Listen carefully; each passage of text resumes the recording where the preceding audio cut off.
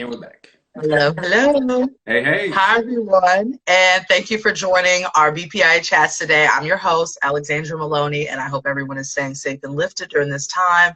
The purpose of this series is to share the experiences and the insights of members of the international affairs community and hopefully inspire the next generation to explore opportunities in the field. Also, the thoughts and views of our guests are their own and do not reflect the views of BPIA.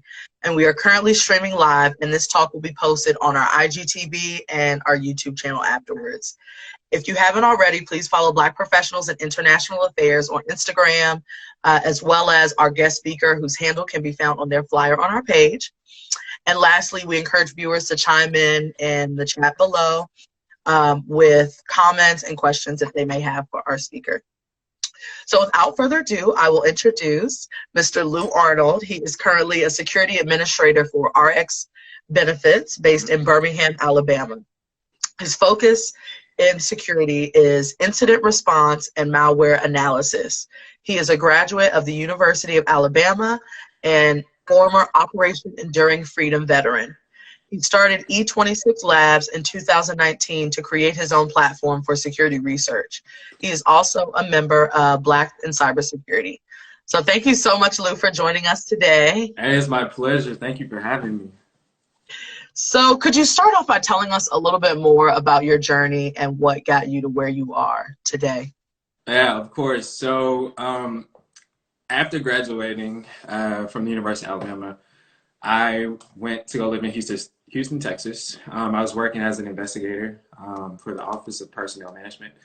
And that just wasn't fulfilling my desire, my desires for like a career. So I had taken a couple like digital forensics courses in college, and I loved it. So I was just like, well, maybe this should be an easy pivot over into this new field. So yeah, I started at the bottom from help desk analyst and worked up to getting promoted to security. Awesome. So some of our viewers are, high school students and college students. So for those who may not know what cybersecurity is or, more about this space that you're working in, could you just share a little bit more about what that industry is and what it looks like? For one, it's a very broad industry. It's huge right now, and there's so many sub industries within the industry of cybersecurity. I mainly focus on the more technical side of it, just dealing with secure configurations, data protections, and stuff of that nature. And there's a time of when and not if, as far as like data breaches go, and pretty much my avenue is taking care of those incidents. So yeah, I mean, cybersecurity is pretty much just securing our cyberspace, all the ones and zeros that cross over our head. We just make sure that everything is confidential, is protected, confidentiality is protected, the integrity and the availability of all data. So for those who are just joining us, we're here with Lou Arnold, who is a security administrator for RxBenefits and founder of E26 Labs. And he's sharing about the cybersecurity industry and his experience. So my next question is, what originally sparked your interest in the field? I think it's just the dynamic aspects of it. Like, you'll never master this field. And I am one that if I master something, then I become bored and I want to shift my focus on it. And that'll never happen in cybersecurity. Every day I'm having to wake up and learn something new, just constantly. And it can sometimes be overwhelming, but that pressure is what I like. I like the not knowing something and having to go and conduct research. So that's the coolest part about it. Cool. I want to shout out a few of our I see some BPIA members here, nice, as well as some of the past speakers. So I see Naya, who's with Marriott International, and Vannery, who's a BPI board member, as well as Earl. So I wanted to give a quick, and Marielle, giving a shout out to all our BPIA folks who are on right now. So I see one question here. from Vannery, who's a board member, Mhm. and she's asking, and Vannery, maybe you could share a little bit more in the comments about the GDPR policies. But she asked, does the Brexit referendum GDPR policies affect your work? So maybe you have some response to that, Yeah. or if not, feel free to say, if you're not sure if Oh, that no, no. directly So, affects. so the company that I work for is specifically U.S. based, and when you talk about GDPR, I think those guidelines go outside of um, go outside of our, I don't know, our geographic The location, I guess. bounds of you. So yeah, my work is not affected by GDPR. We have other compliance models that we have to follow. GDPR is not one of them, though. All right, thank you for that. Yeah. My next question is, so what does a typical day look like for you, like pre-COVID-19? What does that Pre-COVID, look like? so it was pretty much first got to start off with coffee. That is always important. I cannot start my day unless it has coffee. But I have a queue of just stuff that needs to be done, whether it's vulnerability assessments, any type of configurations. Right now, we're working on a project from moving most of our data into the to a cloud environment. So just kind of securing that cloud environment. So a lot of configuration stuff right now. I haven't seen as much as far as like incident response. We haven't had any major things. Of course, we deal with the phishing attempts, but we have a pretty decent platform and procedure in place that kind of handles that to where it's effortless on my end now. And if I do get a piece of malware sample that comes across the wire, then that's when I pivot over to that, do some type of analysis on it, and create indicators of compromise and see if we can push that, look for those indicators over my network.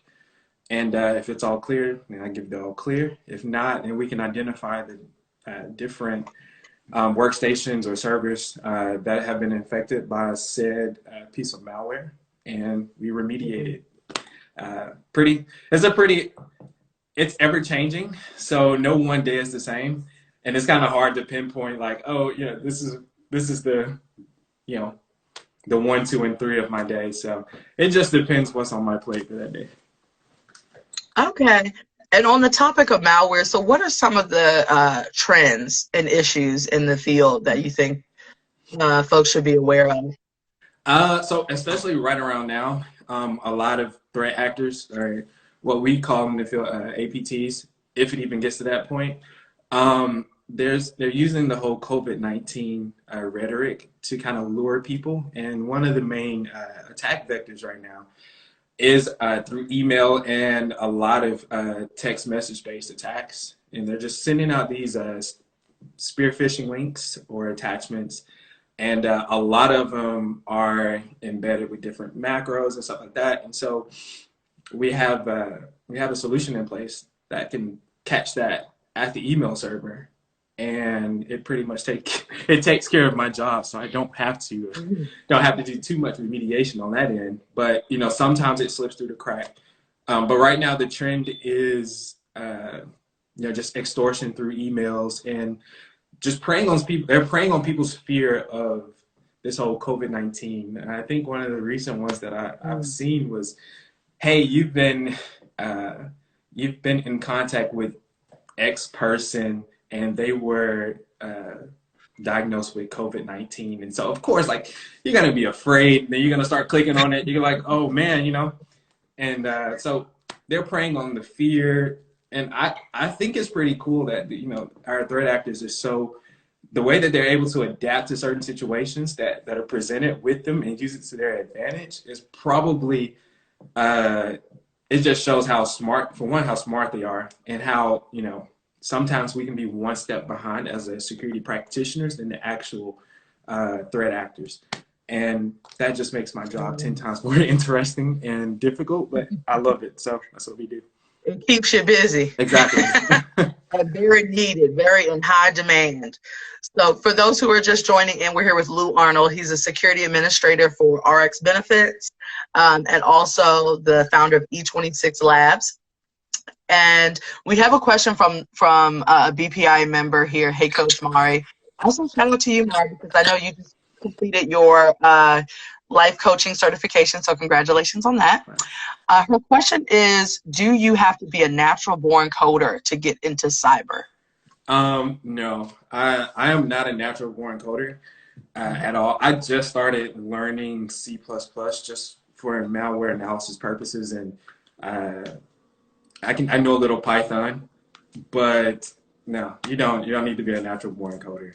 I think that's a myth. I think that's a myth that's been floating around the whole cybersecurity world, that you have to be a coder in order to do this. Like, while that stuff it's nice to have, it's not necessarily a requirement to jump into the field. Thank you for that. So Lou, what do you like most about your work? And what are the more, and then in opposition to that, what are the most challenging things about the work that you do? I would say the most challenging thing, which is what I like about it, is it's crazy how the most challenging thing is what I like, but just not knowing everything, and I guess what I can say I like about it is our community is so tight knit, and so if you don't really know a problem, then you can kind of like pivot and say, hey, look, I don't know this, can you help me? And I think your better practitioners, they don't mind asking for help. I know we can be pretty egotistic in our industry, but yeah, I have no issue with asking for help. I have no issue with saying I don't know, but that's what makes my job interesting, is I don't always know, and I have to go out there. I have to conduct the research. I have to go through piles of threat intel just to get a basic understanding of what's going on. And that's what I love about it, honestly. All right. We have a few questions in the audience here. One from Bannery again, who's a BPI board member. What compliance is the main focus area to meet at your company?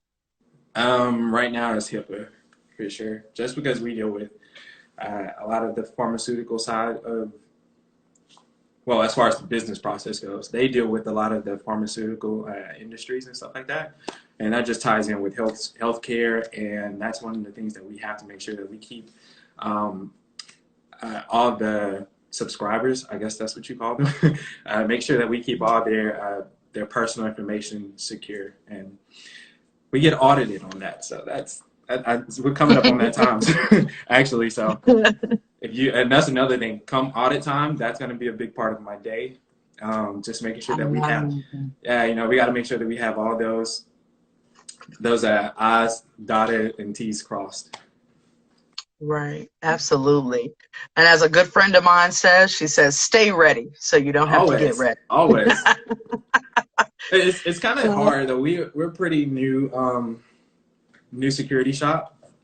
I am one of two on the team right now, and we're still building out this team. So we're pretty much starting from the ground up and kind of building our security posture, which has made it even more interesting. And so I get to have my hands in a little bit more than what someone who would go to a bigger company or a more established security posture. And that's another cool thing. They kind of give me a little wiggle room to fail and to succeed, and it's a nice balance. It keeps me humbled. We have another question here from Earl Yates, who's a BPI board member. And I think this is a great question. He says, a question from the uninformed. Is cybersecurity threat monitoring a 24-hour operation? If so, how does that affect your workday? Yeah, so the way we have our stuff configured, and I always have my phone on just in case. You never know. But I'm pretty much pulling about 10 hours a day. And yes, it's not a continuous monitoring. There's monitoring going while I'm physically sitting here at my computer. But the way our systems are configured, if we have different alerts set up for specific use cases, I would say. So if X person locks their account out at 2 a.m., then that's an unusual sign that, okay, you need to get up and probably go and investigate this incident. And so it may not be a security incident. It just may be somebody actually wants to work at 2 a.m. I don't know who does that. They might just want to work at 2 a.m. and they just forgot their password. I mean, it happens. And we get these alerts and we just respond to them. So I won't say there's some bigger shops that run 24 hours. We just don't have the capacity right now for it.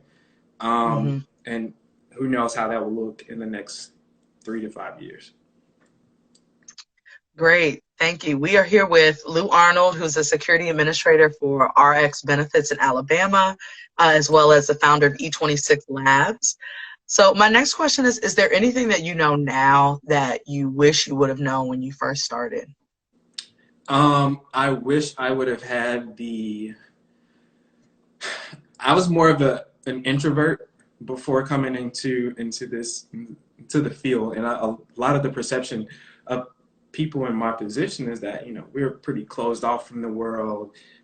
We don't have great communication skills, and I wish networking is a big reason that am where I am now, and being able to speak with people. So for anybody who's looking to jump into the field, I would definitely say hone in on those soft skills. Just being able to go up to someone and say, hey, my name is such and such. That was so hard at the beginning. But if you get past that part, it's downhill from there. I promise you. Just, these big conferences and stuff like that. I met you at the big conference up in DC. And I met a lot of the people that I'm closely associated with. Just going up and saying, hey, my name is such and such. Or, we'll become friends on Twitter, and we can transfer the Twitter relationships into actual in-person relationships, which is so cool throughout the community. So I wish I would have been better at that networking aspect, knowing the importance of networking, knowing the importance of the soft skills, and being able to speak and just communicate. It's literally that. It's simple. It sounds simple, but it's very hard. And some tips that I like to give for folks, since I know we probably have some cyber and kind of IT folks who may be a little bit more on the introverted side. Some tips that I give to folks is I'm known word on the street as the networking queen. Tips that I do have, because sometimes it's well, I see someone or I might want to go up, but what do I actually say? Just go up and say, hi, my name is, and then what? So I generally try to give the advice of introducing yourself, and then start a small talk. Small talk can be kind of awkward unless you're, the more practice you do, the better. Right. So you guys both are likely in the same place. It's appropriate to ask them, hey, how did you hear about, are you here representing an organization? How did you hear about this conference? I'm looking to connect with more people in the field. Are you open and interested in sharing contact information? Of course. So those are a few key things, like you said, asking to connect with people on Twitter or LinkedIn. I think are really good strategies. It makes the transition easier if you've had some form of communication with them, just through Twitter. I met my mentor through Twitter, and just chit-chatting back and forth, and then finally got to meet them in person.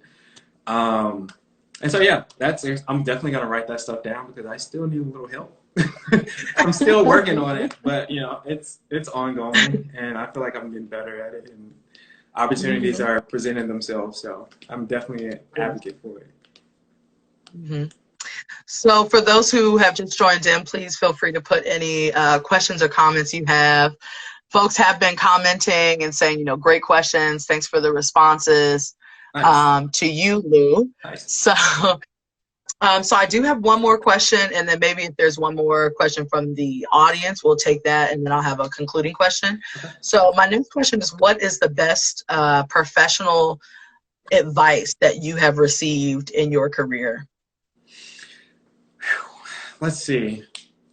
I told you it was going to be as organic as possible. But I think, I